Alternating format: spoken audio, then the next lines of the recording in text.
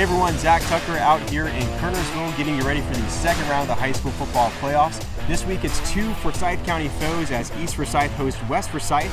It's time to go inside the headset with both coaches. Joining us now is the lead man for the Eagles, Coach Willard. Coach, the Eagles are still undefeated at this point in the season, 11-0, coming off a win against Butler last week here at home.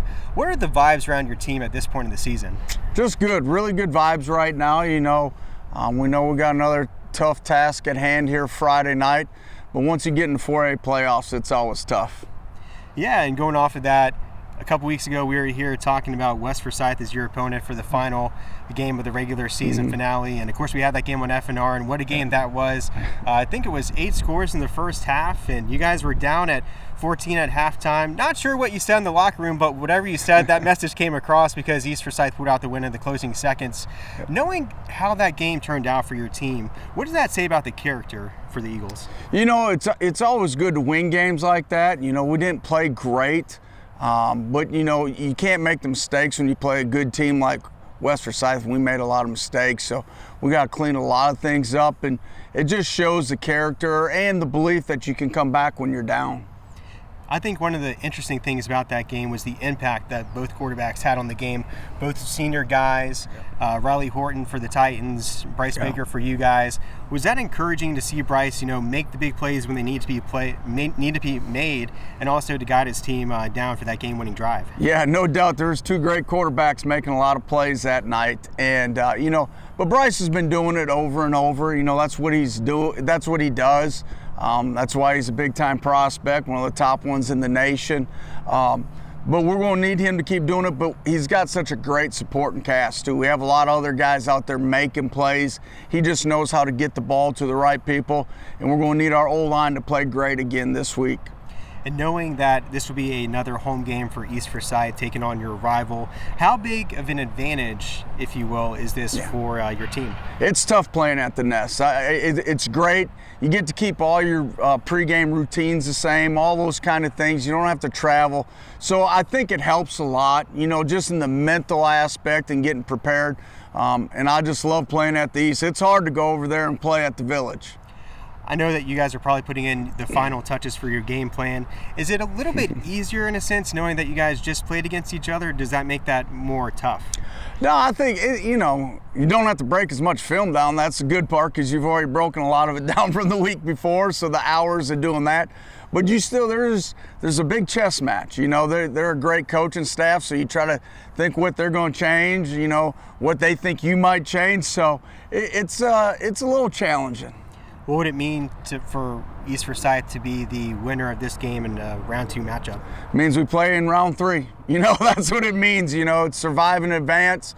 I know it's a rivalry kind of, but it's more important that it's playoffs. Honestly, that's what it's all about, and you just got to find a way to get to week 3.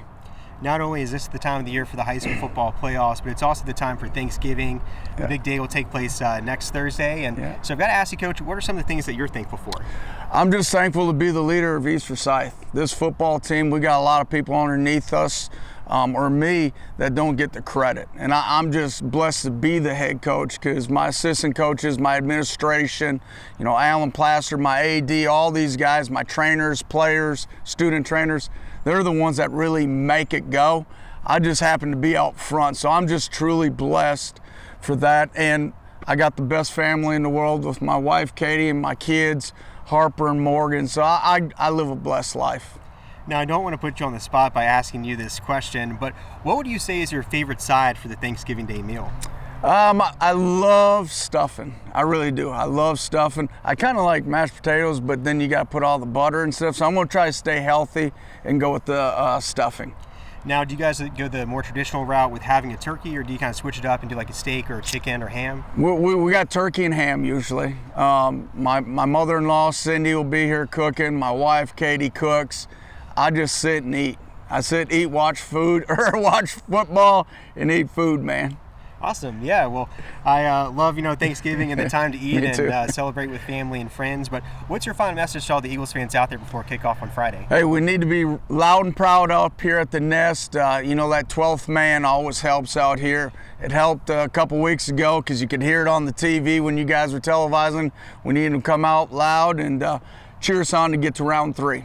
Awesome. All right, well, thanks so much for your time today, Coach Willard, and good luck on Friday and the rest of the season. Thank you very much. All right, well, let's go ahead and send it over to West Forsyth. All right, well, we are now out here at West Forsyth, and joining us now is Coach Wallace of the Titans. Coach, your team is 8-3, coming off a win against Culbertson in the first round. Just kind of fill me in a little bit about the vibes of your team heading into round 2 of the playoffs. I think we're very motivated for this week, coming out off of game 2 3 weeks ago against the East. Especially the last 2 years of games against them. So very motivated. Hopefully we can have a great week of practice and be ready for Friday. And as you mentioned, we were just talking to each other a couple weeks ago about the East-West matchup, and now here we are again, a little bit different circumstances with it being a playoff game.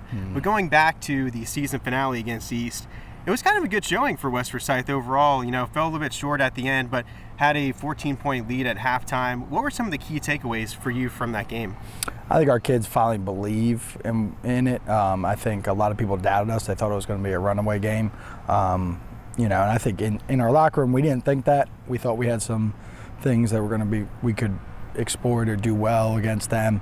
And now we get a second chance to try and do it. I thought one of the neat things about this game was kind of the quarterback matchup, both guys being seniors. A lot of the focus was kind of on Bryce Baker for East, but if you didn't know who Riley Horton was before that game, you definitely knew who he was after, with the success that he had on the ground, through the air.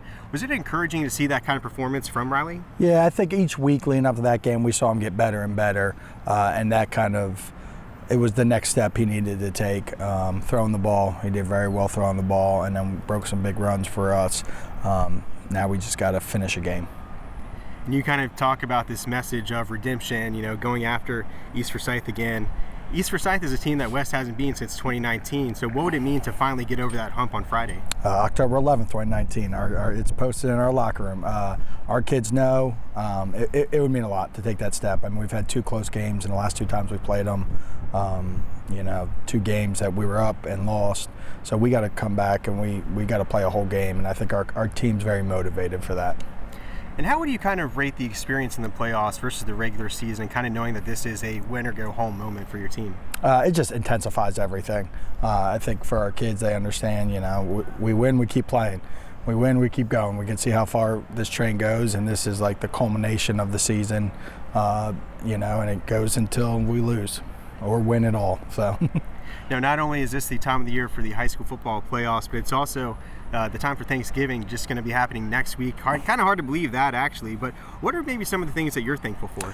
My family. I have 2 young kids, my wife, and my mom and my stepdad still around and everything. So family's a big one, family and friends. And this might be a little bit of a hot take, but what would you say is your favorite side dish for the Thanksgiving Day meal? We do a homemade cranberry sauce with apples,